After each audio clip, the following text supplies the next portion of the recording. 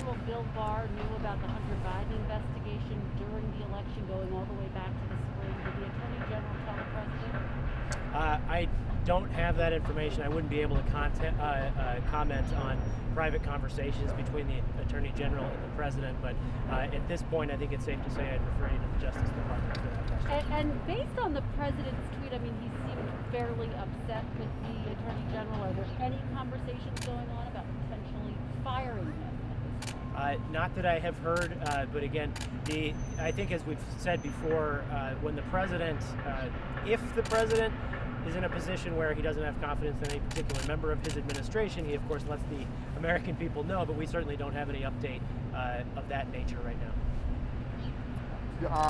The president in a tweet this morning seems to recognize that Joe Biden won the election and at the same time called for the Supreme Court to intervene and overturn the results of the election, saying the Biden administration will be scandal-plagued for years to come. Does the president recognize that Joe Biden won the election, and will he acknowledge it on Monday when the electors vote and certify the election? I think that was a sort of couched in terms of, if in fact, but I don't think he was conceding anything in particular. He's still litigating his case in the courts and looks forward to that process playing out. So I wouldn't read too much into that or characterize it the way that you did. Does he anticipate the Supreme Court hearing the case? Well, that's the Supreme Court's prerogative. The president's legal team is obviously doing everything they can. They would like to be able to argue before the Supreme Court, but we can't speak for them. It's obviously an independent branch of government. Brian, the president has not won any of his court cases claiming fraud. He has yet to prove fraud in any court. He has Republicans saying that this latest court case out of Texas is more of a PR stunt. Why not concede the election?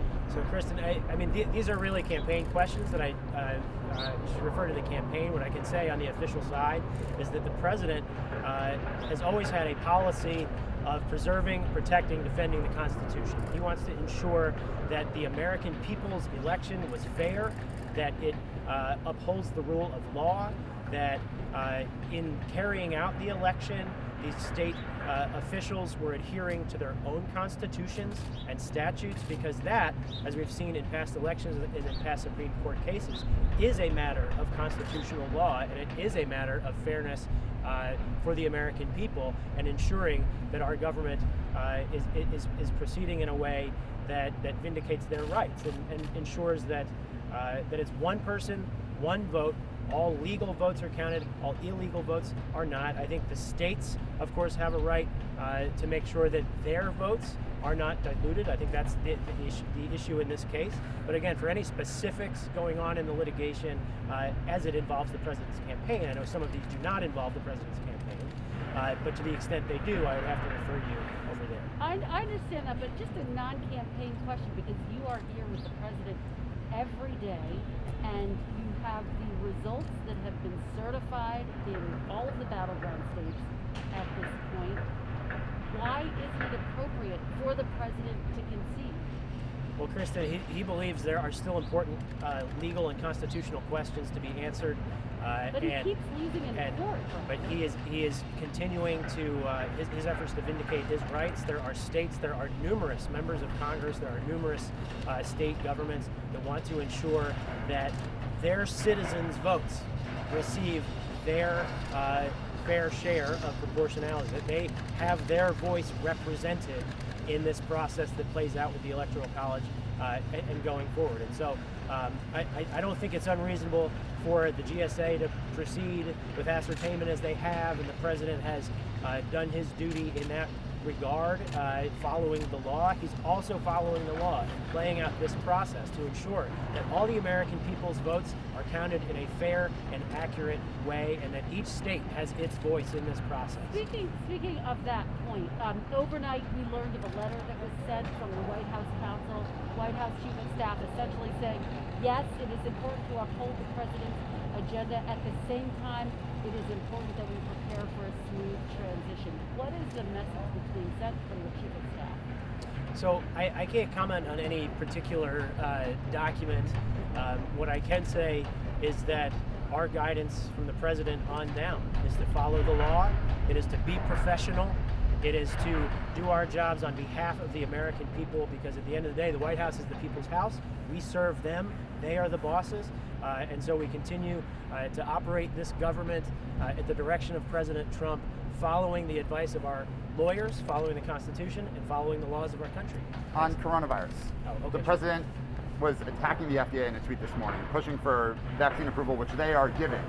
We're at a point now where America is losing thousands of people every day. We're not hearing from the president on that. We're not hearing any message of, sympathy, what Americans can be doing to try to slow the curve again, now that we're at this point where it's a 9/11's worth of people every single day dying in America. Where is the president talking to the American people about what they can do on coronavirus when thousands of Americans are dying every day?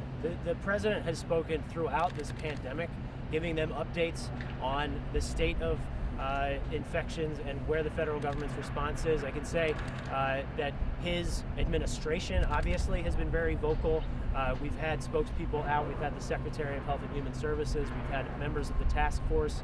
The doctors, of course, are always out explaining what's going on and what the American people can do. Right now, it's a really exceptional day for America that we are seeing the FDA proceed with an EUA for the vaccine. We anticipate, the Secretary said this morning, we can anticipate an FDA authorization very soon, and that we can see potentially shipments over the weekend. We could see shots in arms as soon as Monday, and that is really exceptional. So we're going to see the first batches of vaccine out, as I said, potentially over the weekend with shots on Monday. That's an extraordinary achievement. We have Operation Warp Speed has done what people said could never be done, and that is reason for optimism. We've had the administration out also messaging that as we get to the end of this pandemic, it started in China, but America is ending it with these vaccines. We still have work to do. It's still important to socially distance, wear your mask, wash your hands. That message really hasn't changed over the course of many months. We want people to be safe. It's also important to note, lockdowns carry with them very adverse consequences, so we need to follow the science. For example, when we see outdoor dining banned, well, when you have properly spaced outdoor dining, there is no CDC recommendation, there is no scientific recommendation to suggest that you have to ruin those people's livelihoods. And we know that there are adverse consequences like mental health, like substance abuse, like other things. So we don't want the cure to be worse than the disease, as the president has said before. So it's important that people earn a living, go about their lives. You can go to the supermarket, you can go to Starbucks, you can go to church, we can have kids in school.